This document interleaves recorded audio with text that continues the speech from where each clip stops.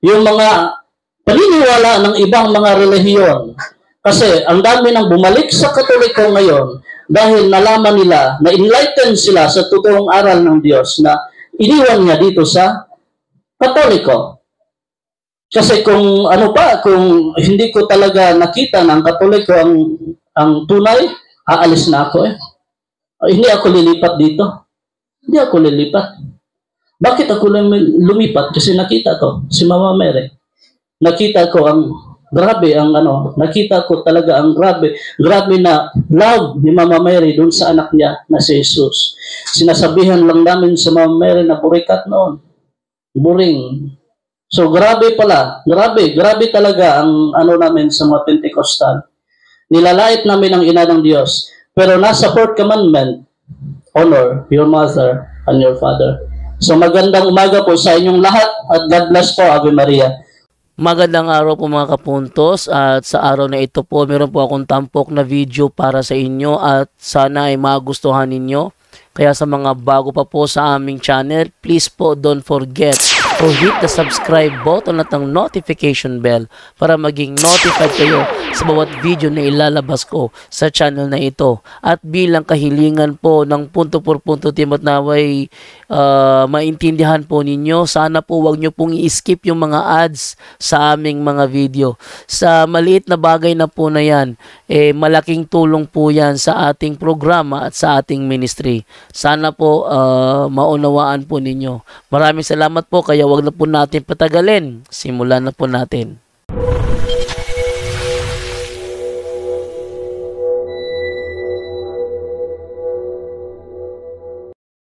Nakita mo, ano ang nasa puso mo, ano ang nakita mo kay Kristo, doon mismo sa nangyari, doon sa Agony in the Garden, lahat. Ilagay mo yung sarili mo, yung parang nanonood ka ng movie. Di ba, mafe-feel mo lahat ng emotion, lahat ng sentiments, for example, lahat ng lungkot, lahat ng takot. Ilagay mo sarili mo na ikaw, kung ikaw ang nandun. Ano ang feelings mo? Isi-save mo ba ang buong tao sa mundo o hindi? Tatakas ka. So ilagay mo yung sarili mo mismo sa pangyayari ni Kristo. For 30 minutes, all silence. Wala kang iniisip kundi yun lang. Once na practice mo yan, buong buhay ninyo, maa-aware na kayo sa sarili ninyo kahit ni isang katiting na kasalanan. Kasi once na, for example, may katabi ka, yung anak mo, minumura mo, hindi mo kilala yung sarili mo. Once na masakit yung mga salita na binibitawan mo dun sa anak at sa asawa mo, wala nang, hindi mo kilala yung sarili mo. Once na na-practice mo yung contemplation, yung meditation, yung mental prayer, isa lang yan eh. Once na practice mo yan, hindi ka talaga magkakasala buong buhay. Kasi alam mo na kung ano ang kasalanan at anong hindi. I-practice.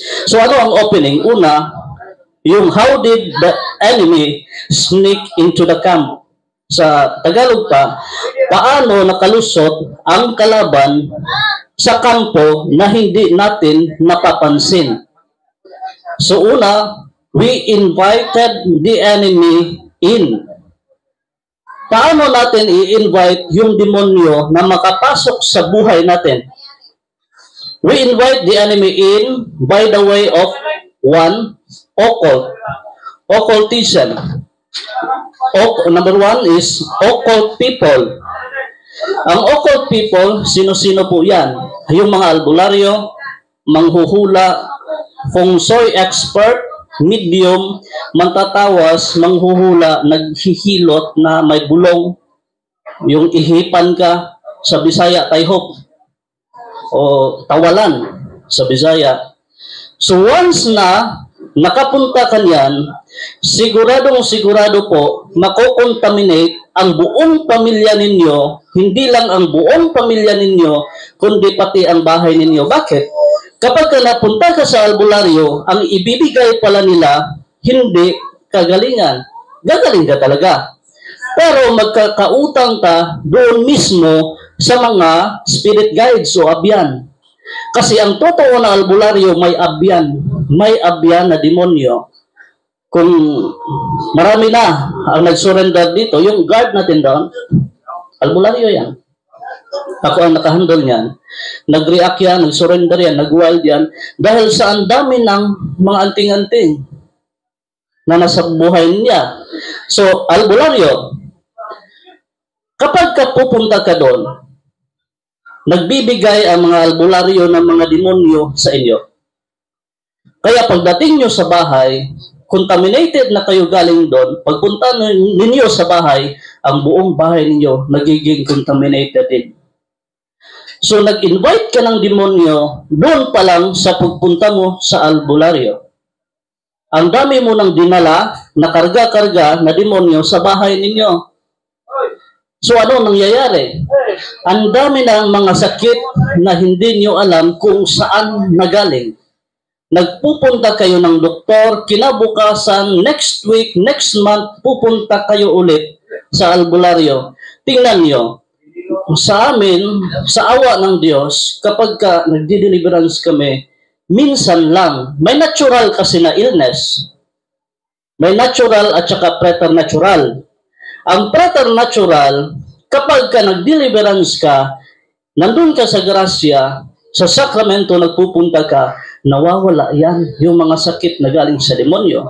Pero pag natural na sakit, masakit yung tuhod mo, kasi wala kang disiplina sa kain, panay alat ang kinakain mo, sasakit talaga ang tuhod, tataas yung uric. So huwag nyong isisi sa demonyo, isisi nyo sa sarili ninyo, kasi lahat ng bagay, sinisisi natin sa demonyo, wala naman akong pakialam sa'yo, ang lakas mong kumain ng humba kasi humok nga baboy. Nisakit, sumakit yung itlog ko, daming kabit, polygamy, pulig-gamit, polygamy. Asa mo ato sa motel, kay motilaw. Mauna. Yan ang nangyayari kung bakit meron tayong mga sakit. Dahil sa kasalanan, tayo po'y nagkakaroon ng sakit. Nasa numbers po yan dahil sa jealousy.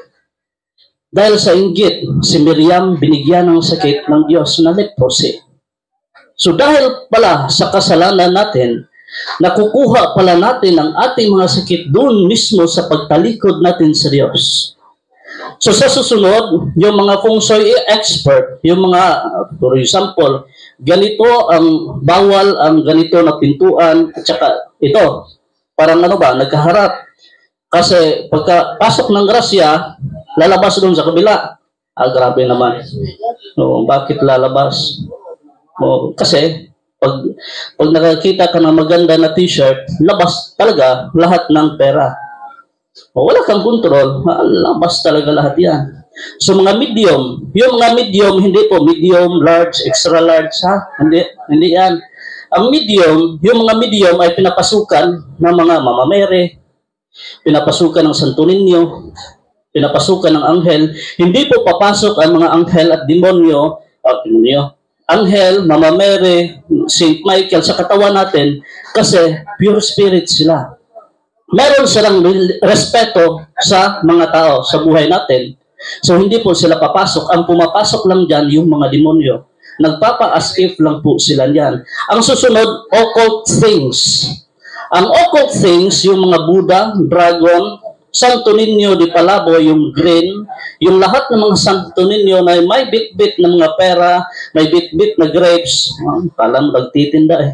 Talisman, piyaw, yung may jade dito, nagkulay green, na parang nababasag, bato yan, mahal yan kapag pure. Jade na merong dragon, ulo ng dragon, lucky charms, yung mga pusa na kakaganyan-ganyan. Kaya nga pala, may ano ako doon sa Mindanao, ang laki ng pusa na kakaganon-ganon. Yung kabila, walang pusa. Pero ang daming mga tao na namimili, kasi katoliko eh, pure katoliko. Yung sa kanya, wala talaga. Ni kulisa, pula.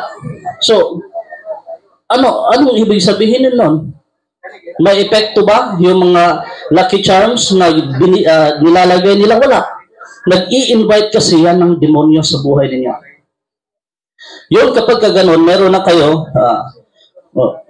yung mga arwana doon sa mga aquarium. Ano yan? Pampaswerte yan. Yung mga arwana. So, wag yun na lang patayin. I-break nyo, ilagay nyo doon sa ano ninyo, fish pan ninyo, wag lang i-display doon sa bahay kasi yung arwana na yan, meron yan na naka-attach din ng mga unclean spirits kasi intended po yan doon sa mga pampaswerte. Yung mga animal sa mga Chinese, yung Chinese New Year, Year of the Pig, kaya nagka-animal yung buhay natin. Kasi bakit natin nilalagay yung ano natin, yung kapalaran natin doon mismo sa mga animals. Kaya nga, yung ating mga ugali, parang mga animal. Totoo. Hindi mo nakilala yung asawa mo. Hindi mo nakilala yung mga anak mo. Kahit na ano lang, bitawan na mga sasakit na salita. Sunod, yung mga habak. Yung mga habak. Isa din yan sa mga pintuan kung bakit ang demonyo na nakapasok sa buhay natin. So, sino-sino po ngayon ang may habak, pakilagay na lang po dito sa harap.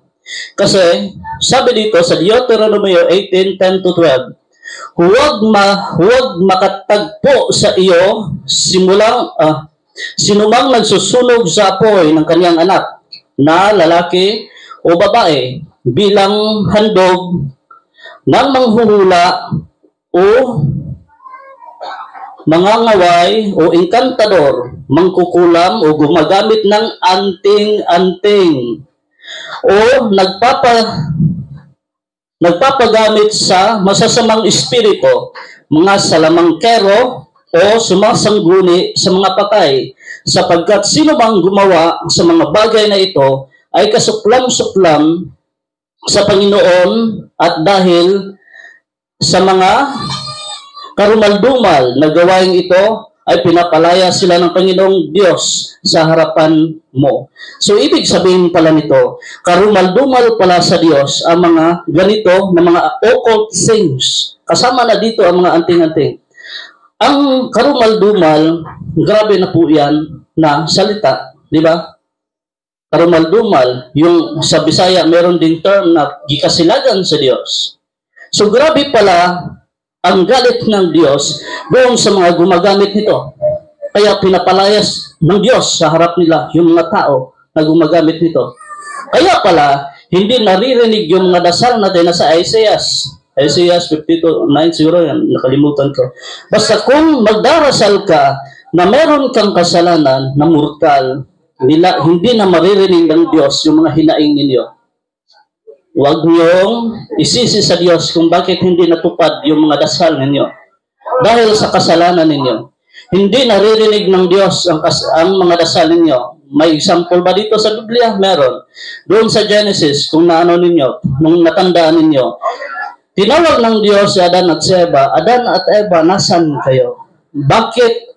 Kung Diyos siya, alam niya sana kung saan sila, di ba? Diyos man siya. Pero bakit nagtanong ang Diyos kung nasaan sila? Dahil hindi na nakita ng Diyos sina Adan at Eva nung nag-disobey sila sa Diyos. Nung kinain nila yung prutas na binawal ng Diyos dun sa Garden of Eden. So, parang mainit ng panahon, ganunin nyo na lang yung electric fan, yung ceiling fan, kasi baka, mainit, hindi nakasaksak. So, pakiano na lang po. So, ganun ang nangyayari. Nagkakaroon po, mura mo mong naikog. Kaikog. So, ganun ang nangyayari pala sa mga tao na mayroong mga practices na occultism. Hindi naririnig ng Diyos lahat ng mga hinanaing ninyo, ang mga dasal ninyo, dahil sa mga occult things na nasa bahay ninyo. Kuha. Okay.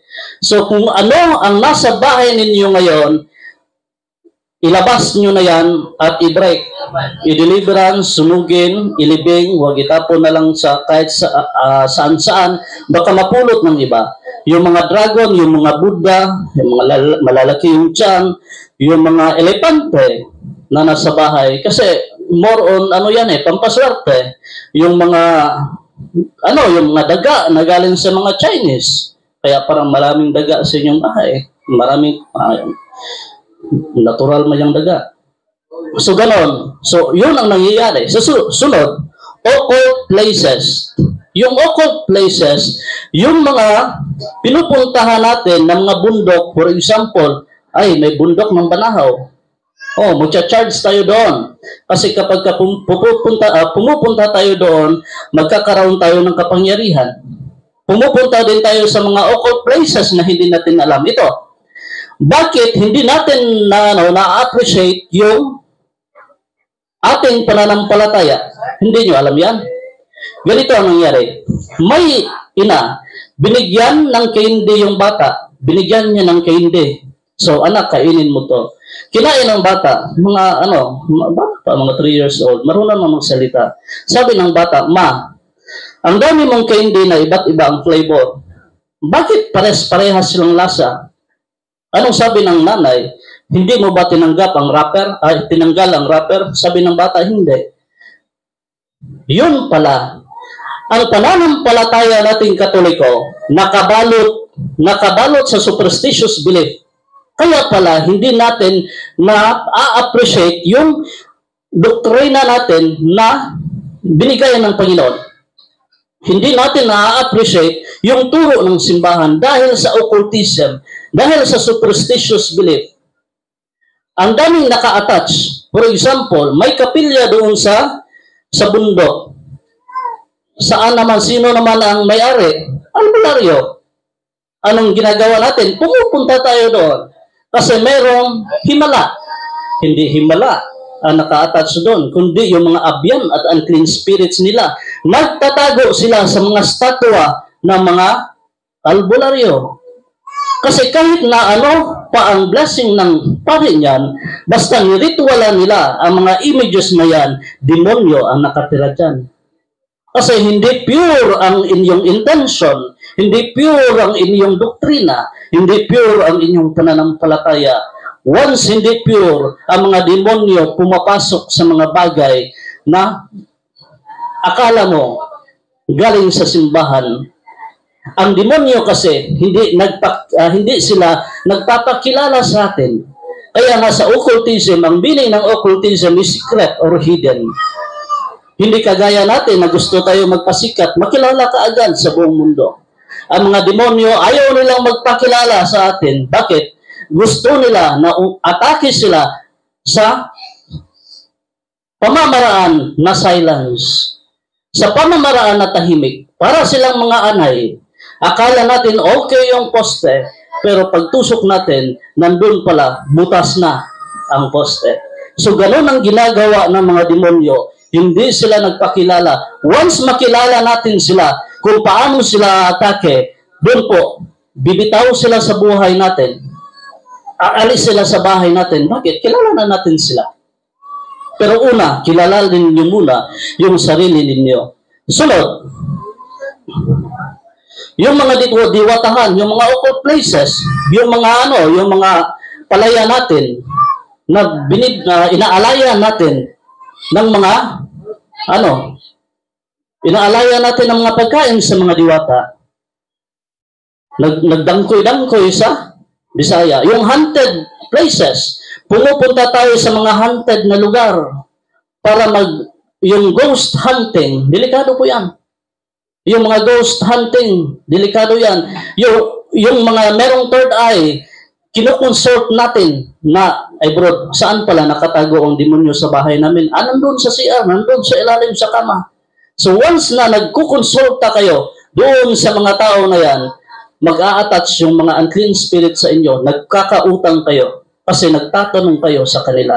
Sunod, occult practices, mga padugo sa agtang, nilalagyan natin ng mga dugo, yung bro natin, nilalagyan, yung noo natin, yung kapag birthday, kinukonsecrate natin pala yung sarili natin sa demonyo. Once nilalagyan natin ng dugo, yung mga poste sa bahay, yung mga noo natin, kaya pala na-open yung third eye. Okay. Ano ang story yun? Yung Hilux Maroon plate GAN 73, 64, 67, ano na lang daw, yung pakiusog, pakiusog, nausog pala, pakiisbog, nahirapan lagi sa kalisod. Sunod, occult practices, yung pagpunta po natin sa mga patay, na kumakatok tayo doon, bago tayo magdasal, necromancy. Pagkakatok natin, baka magsabi yung patay, o bakit ikaw sunod? Tigo ko talaga. Sa Facebook ba? May gano'n, nakita tayo niyan. Sunod, yung paglalagay ng mga pagkain sa mga patay. Naglalagay ng tanduay doon sa lamay, doon sa mga pansyon. Pero nung buhay pa, binabawalan. Aletse ka, lakas mo talagang uminom. Pero nung patay, pinainom. Tapos maraming mga sigarilyo kasi ang lakas ng sumagirilyo. Tapos sabi pa, Lord, good health lang next year.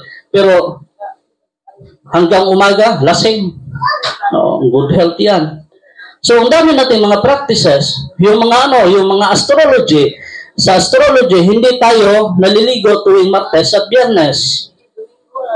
Kapag may nakasalubong tayo ng mga itim na pusa, malas daw. Pagka 13th, kapag Friday, malas din daw. Kapag Pasko, malapit ng Pasko at New Year, nagpapaputok kasi para lumayas yung demonyo. Pero ang problema, nasa labas kayo nagkaputok. Lahat ng demonyo pumasok. Pumasok sa bahay ninyo kasi takot. O so nasa bahay na sila lahat. God bless mo lang. Doon kayo magsimulang magpaputok sa bahay ninyo, sa loob talaga. Lagyan nyo talaga ni sinturo ni Judas, gano'n. Sunugin nyo. Labas yan. Kaya nga, kapag wala talagang explanation, yung mga superstitious belief, wala yan. Wala yan kabuluhan. Ang dami natin, professional na yung iba. Pero, bakit? Questionable. Professional. Pero bakit nagkaganoon? Kasi wala, nakabalot ng superstitious belief yung ating paniniwala. Sunod, occult belief, hindi na lang natin kasi malapit na. Occult belief, yung mga pamahiin. Yung mga pamahiin natin na 40 days, na nandito pa daw ang mga kaluluwa sa mga namatay, kapag 40 days, nag-ikot-ikot pa yan, hindi yan totoo. Kasi pagkatapos ng kamatayan, may judgment. Yan ang mga paniniwala na hindi po natin pwede natanggapin. Ang Diyos lang ang nag-stay dito ng 40 days, kaya nga mayroong ascension. So hindi yan, ang Diyos lang yan. Pero yung mga tao na namamatay, wala yan. Diretso yan sa langit. Sunod, the enemy was sent against us by way of witchcraft and curses. So isasali na natin dito yung sinful lifestyle para mapasok na talaga lahat.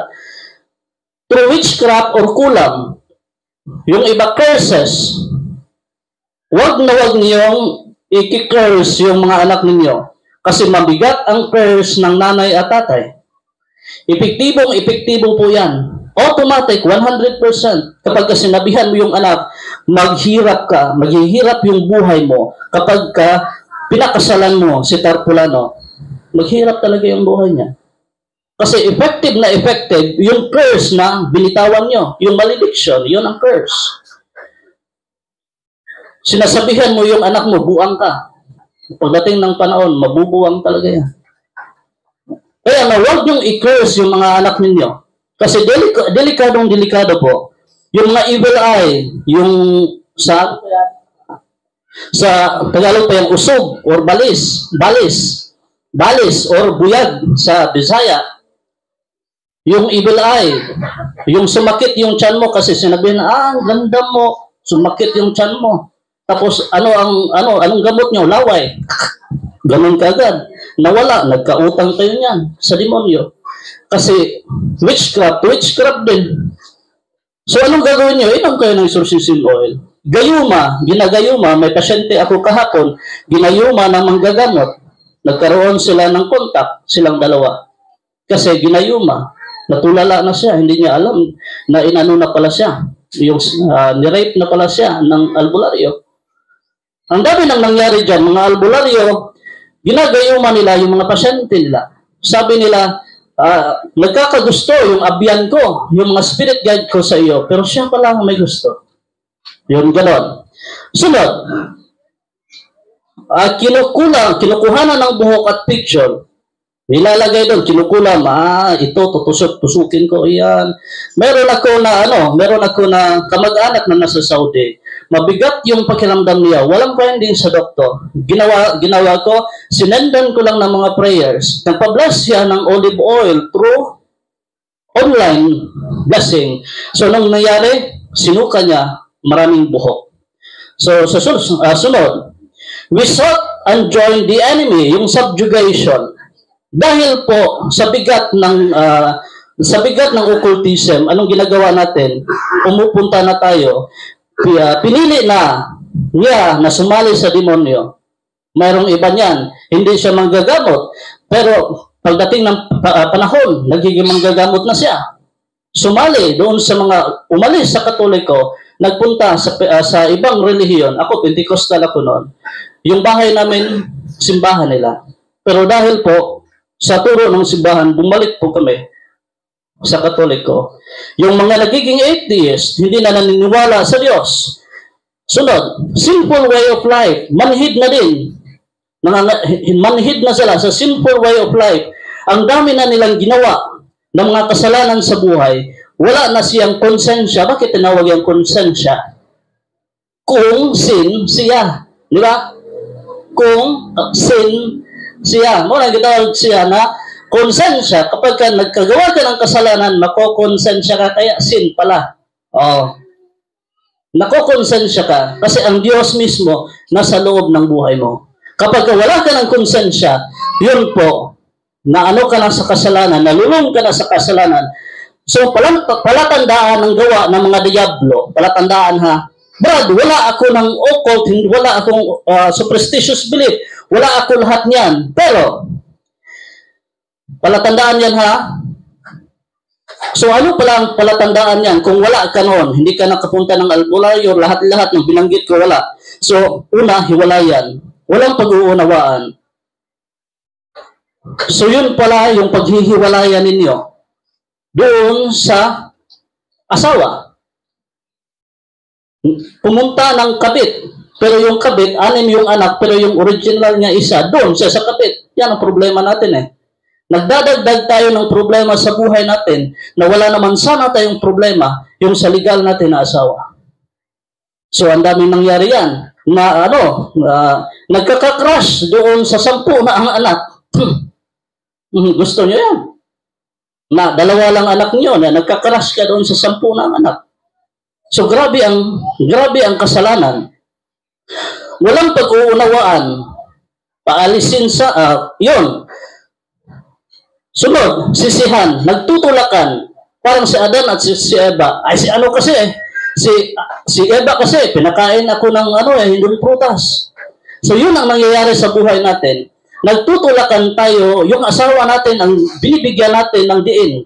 Ay, ikaw kasi ang nasa bahay, kaya nagkakasikit yung anak natin.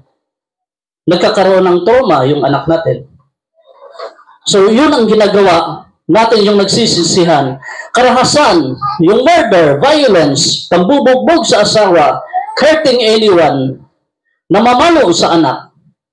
Once na mayroon kayo sa bahay niyan, dumidikit ang mga unclean spirits, nananahan sila sa buhay ninyo at sa bahay ninyo, kasinungalingan. May pumunta doon na lending na nagkukolekta. Sinabihan ng nanay sinabihan ng anak sinabihan ng nanay yung anak, sabihan mo wala si mama. Sabi naman ng anak, "Sir, wala si mama," sabi niya. Nahuli, nagtago pala. O ganon. Yung pagsisinungaling, sunod, pagsuway. Ang pagsuway, yung disobedience sa kaparian. Yung ang turo ng simbahan, hindi sila nag-uubay. Ay, wala yan. Punta na lang ako sa ibang relihiyon. Dahil mas okay pa doon, bibo. Yung Katoliko, boring. Totoo hindi. Ganon. Ganon tayo. Wala tayo talaga na focus sa ating doktrina kasi nakabalot nga ng superstitious belief. Sunod, yung trauma, yung opening ng third eye. Bakit na-open yung third eye? Dahil po yan sa mga occult practices po natin. Yung nasabi ko na, once na na-practice mo na yung lahat na yon na sinabi ko kanina, ma-open yung third eye niyo. Yung third eye is not a gift. It is a curse from the devil. Curse yan ng mga demonyo. Bakit na-open yung third eye ninyo? So una, sabi nila na yung psychic ability kasi, at saka ang third eye, occult third eye, tinawag yan na occult third eye kasi dahil sa kasalanan ninyo. Once na nagsimula na yan, yung mga demonyo papasok sa buhay ninyo, kaya na-open. Kaya nga tinatawag na occult third eye. So ito ang dahilan kung bakit kinakailangang isara ang third eye na pinaghimasukan ng masasamang espiritu ng mga okultong kapangyarihan. Ang pagsasara ay ginagawa lamang sa pamamagitan ng pagtatalaga, yung consecration. Sinasara namin yan through consecration para doon kay mahal na ina ng third eye sa Diyos. Yung mapawalang bisa, ang pag-angkin ng demon, yung kumapit dito. Ang ibig din sabihin nito ay ang Diyos lamang ang makakagamit ng kapangyarihan ito, yung faculty, para sa kanyang layunin. So ang Diyos pala ang pwedeng gumamit sa psychic ability natin. Bawat isa sa atin mayroong psychic ability. Pero hindi yan na-open. Bakit? Ang Diyos lamang ang makakapag-himasok niyan. Siya lamang ang makakagamit niyan. Kaya nga sa mga santo natin, nakakabasa na po siya ng puso. Kagaya ni Padre Pio. Naglilibitate sila kapag ka nagpiprayer. Dahil po yan ang Diyos ang gumamit sa kanila. Kapag yung yung mga kapitbahay ninyo, na alam yung kasalanan ninyo natago, ay ikaw, burikat mo ka sa una. Yung mga ganyan, pero hindi niya alam. Nababasa niyang puso niya, pero marites naman. So, hindi na ang Diyos ang gumagamit sa kanya. Kundi yung mga demonyo sa occult third eye. Ayon sa karanasan ng mga eksorsista, kahit matapos isara ang occult third eye sa panghimasok ng mga demonyo, hindi nangangahulugang nawala na ang psychic abilities ng tao. Kapag ka nasara na pala yung psychic, yung occult third eye, hindi nawawala yung psychic ability. Nandun pa rin. Sabi nito ni Nunet Ligaspe, hindi to sa akin. Tumigil lamang ang paniniil o pambubuyo ng masasamang espiritu kung kaya't parang nabawasan na ang abilities. Ngunit dahil sa pagtatalaga, ang Diyos ang nagpapasya kung saan at kailan niya ito nais gamitin.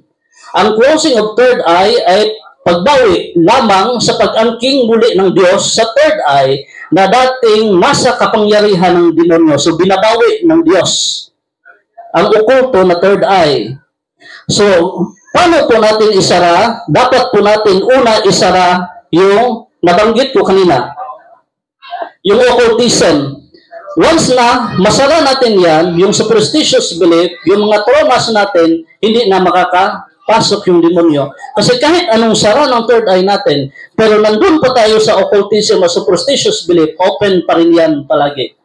Kaya ang iba nagre-reklamo, bro, bakit hindi nasara yung third eye ko? Kasi palagi nagmamarites. No, wala pa rin nangyayari. Yung sinful lifestyle, nangingialam ng buhay na may buhay. Nagbobot buying. Kaya nga, marami ngayon ang tumalikod sa simbahan dahil lang sa programa na ginawa ni Padre, hilas ng paria, kanang ialam sa politiko. Tingnan na ang Katoliko. Na naman, ito ang nangyayari. Nung sa panahon ni Kristo, ano nangyari? Sino-sino ang nagsigawa na ipako sa krus? Yung mga pinagaling niya, yung sumunod ni Kristo, sila ang nagpapatay ni Kristo. Tayo pala, hindi sila. Tayo ang nagpapatay ni Kristo. Bakit? Nakatanggap sila ng healing. Pero ang ginawa nila, bumaliktad sila nung si Kristo ipako na sa krus. Ganon ang nangyari sa atin.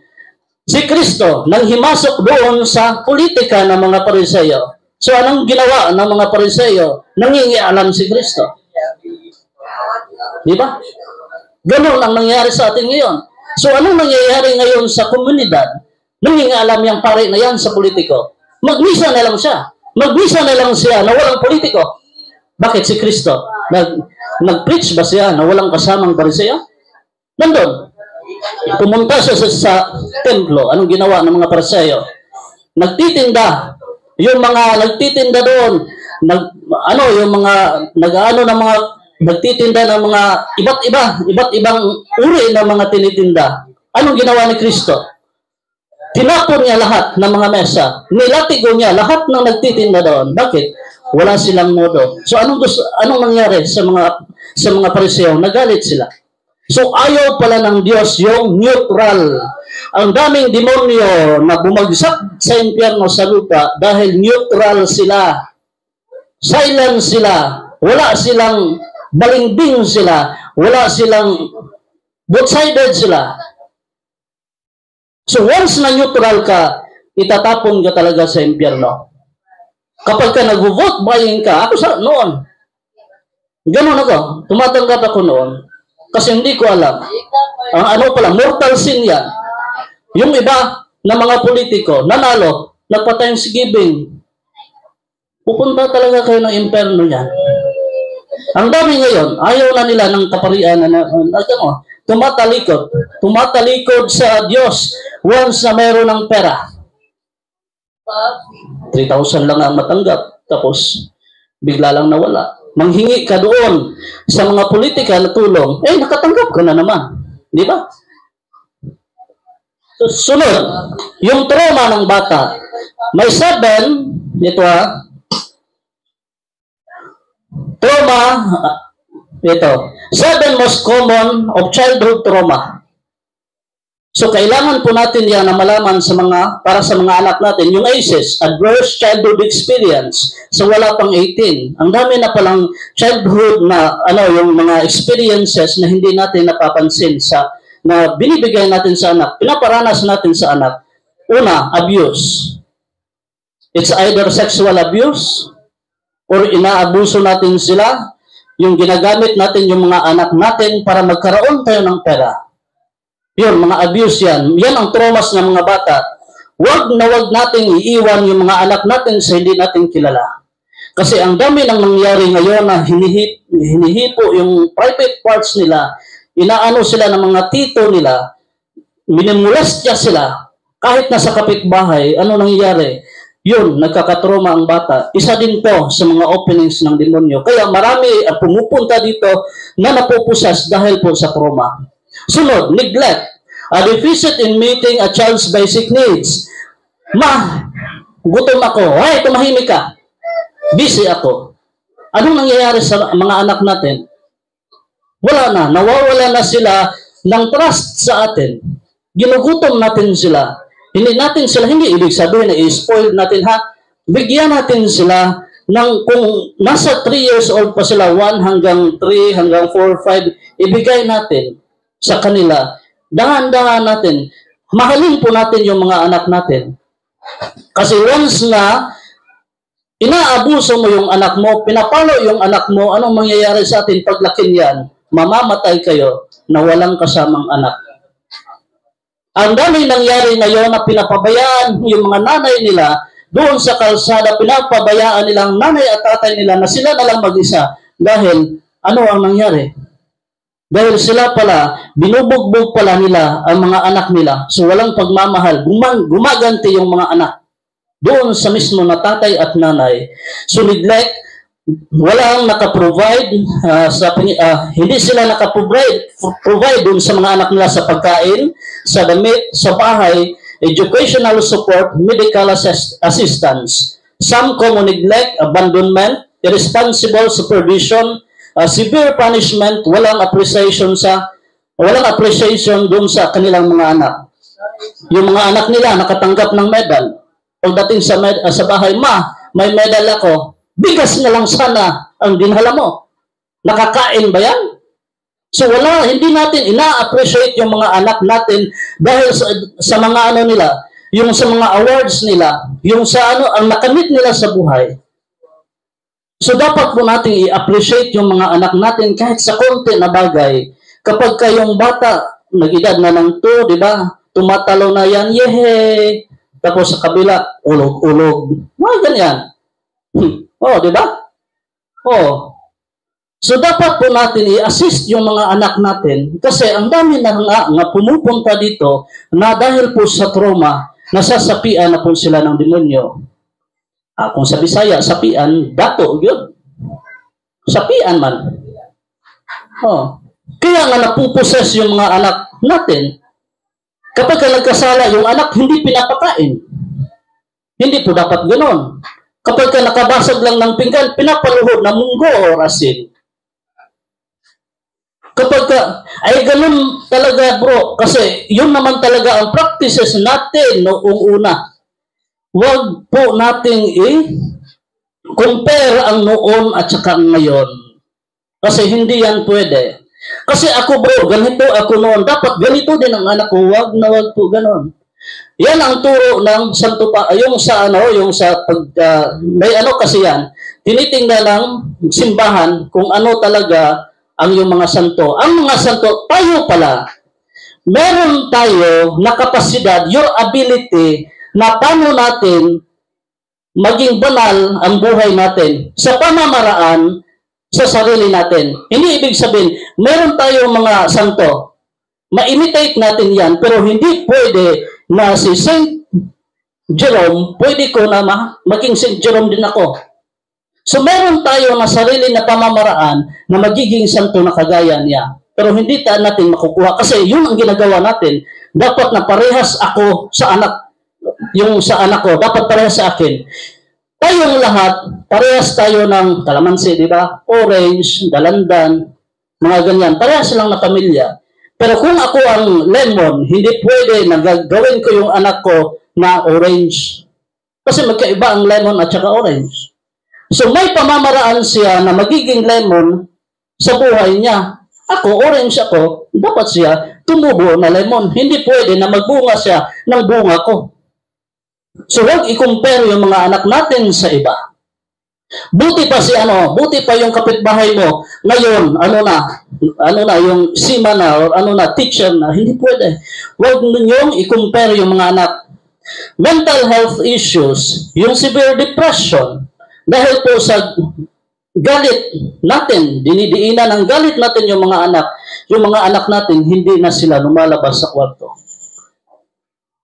Ay, nabuang ka na, hindi ka kakain na, bahala ka sa buhay mo. Huwag yung iiwan yung mga anak ninyo na gano'n. Kayo lang ang mamong problema. Kapag ka namatay tayo, dadalhin natin yan sa langit. Yung kasalanan lang madala natin sa last judgment. Yun ang magbibigay ng bigat sa atin kung saan tayo itatapon ng Diyos. So, sunod, risky behavior. Yung mga common nito, yung mga asawa, pag-uwi sa bahay, lasing.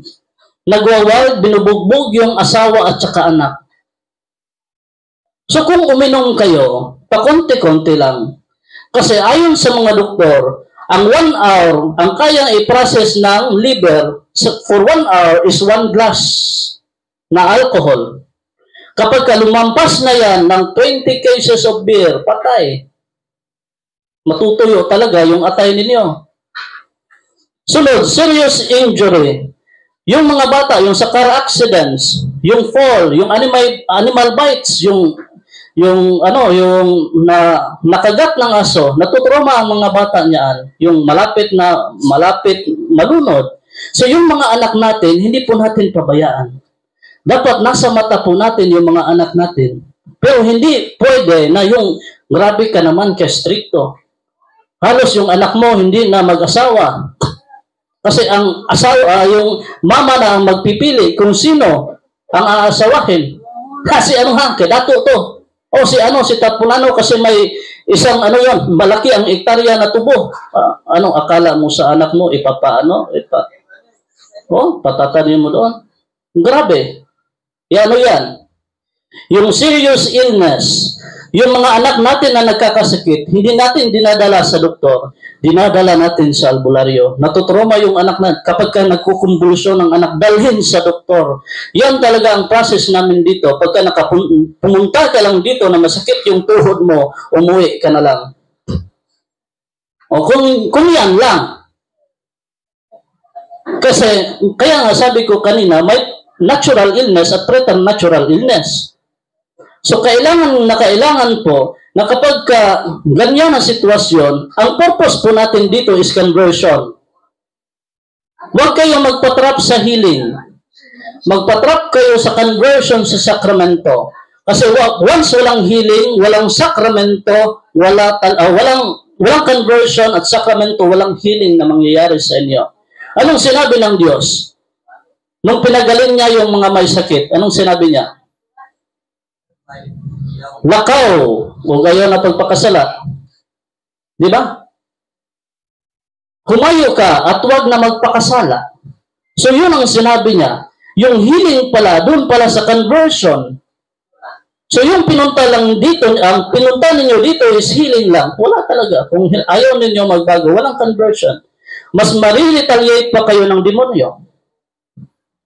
Sana tayo. Layo na. Sunod. Serious illness. Tapos naman to, no? Serious injury, serious illness. Problem at school, yung bullying. Yung mga anak natin, hindi natin sila tinuturuan sa school. Kaya po nabubuli sila. Ay, bobo ang anak ni ano. Kasi hindi natin sila tinuturuan. Hindi natin sila ginaguide sa school nila. Kaya nga po, ngayon, kasi malapit na po, 1 minute na lang. 8:44 na. So may susunod na mag-talk. So ganito po i-practice po natin yung virtues. I-practice po natin na maging banal. I-practice po natin na mamuhay sa kabanalan. Huwag balutin ng superstitious belief yung ating mga doktrina, ang ating paniniwala. Kasi nakabalot pa rin tayo sa paganismo na pamamaraan. Kasi tayo noong una is paganism. Animism. Bawal i-sink yung animism sa Katoliko. Yan ang nangyayari natin ngayon sa buhay natin. Pinapapasok natin yung mga demonyo sa pamamaraan sa kasalanan, sa trauma, sa occult third eye, at saka sa occultism at superstitious belief. Pinapasok natin yung demonyo sa buhay natin. Kaya po tayo, nagkakaloko-loko na ang buhay natin dahil po dyan. So, lumayo tayo sa lahat ng mga pagano na paniniwala. Yung mga paniniwala ng ibang mga relihiyon. Kasi ang dami nang bumalik sa Katoliko ngayon dahil nalaman nila, na enlighten sila sa totoong aral ng Diyos na iniwan niya dito sa Katoliko. Kasi kung kung hindi ko talaga nakita ng Katoliko ang tunay, aalis na ako hindi ako lilipat dito. Hindi ako lilipat. Bakit ako lumipat? Kasi nakita ko si Mama Mary. Nakita ko nakita ko talaga ang grabe na love ni Mama Mary doon sa anak niya na si Jesus. Sinasabihan lang namin sa Mama Mary na burikat noon. Boring. So grabe pala. Grabe talaga ang namin sa mga Pentecostal. Nilalait namin ang ina ng Diyos. Pero nasa 4th commandment, honor your mother and your father. So magandang umaga po sa inyong lahat at God bless po, Ave Maria.